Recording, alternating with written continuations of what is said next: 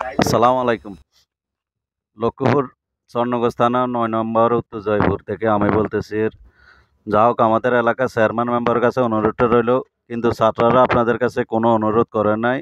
যা হোক, আমি আপনাদের কাছে অনুরোধটা বললাম, আমাদের লক্ষ্মীপুর স্বর্ণগঞ্জ ৯ নম্বর ইউনিয়নে ১ নম্বর, ২ নম্বর, ৩ নম্বর, ৪ নম্বর এবং ৯ নম্বর ওয়ার্ডের মেম্বার এবং আমাদের এলাকার চেয়ারম্যানের কাছে অনুরোধটা রইল, এ ত্রাণ নিয়ে পোলাপাইনে ছাত্ররা যে অবস্থা করতেছে দেখতেছেন আপনারা, কত মাজা সমান পানি নিয়ে গর্ত দিয়ে ত্রাণগুলো জায়গায় জায়গায় পৌঁছাইতেছে।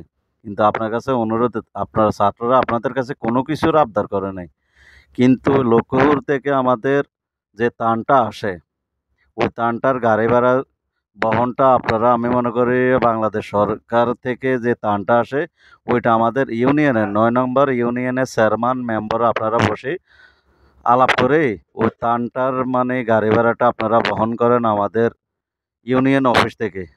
কারণ এটা ছাত্ররা এখনো বলে নাই, কারণ আপনারা আমরা সবাই বুঝে নিতে হইব।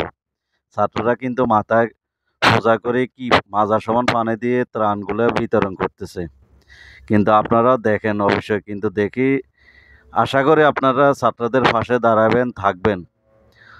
তো সব অবদান ছাত্ররাই দেখতেছি। আর আমি মনে করি আমাদের এলাকার চেয়ারম্যান মেম্বার কোনো আমি দেখিনি আজ পর্যন্ত একটা ভিডিওতে একটা জায়গায় ত্রাণ নিয়ে যাওয়ার জন্য।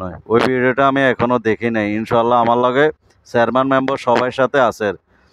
কিন্তু আমাদের জেহাদ মেম্বারের কিন্তু একটা জিনিস আমি পাইছি, আমাদের জেহাদ মেম্বারের অনেক ভালো লাগছে। লুঙ্গি কোচ দিয়েও ওই দিন একটা ভিডিও করছে, লুঙ্গি কোচ দিয়েও এলাকার সাধারণ জনগণরে দেখতে গেছে এবং ত্রাণ নিয়ে ঠেলাগাড়ি করে তারপরে এলাকাতে বিলাইতেছে। যাও, সহযোগিতা করতেছে। তো কিন্তু আমি আর অন্য কোনো চেয়ারম্যানরাও দেখিনি, মেম্বারও দেখিনি আমাদের এলাকাতে ত্রাণ নিয়ে ছাত্রদের সাথে ঘোরাফেরা এবং জায়গায় জায়গায় পৌঁছায় দিতে।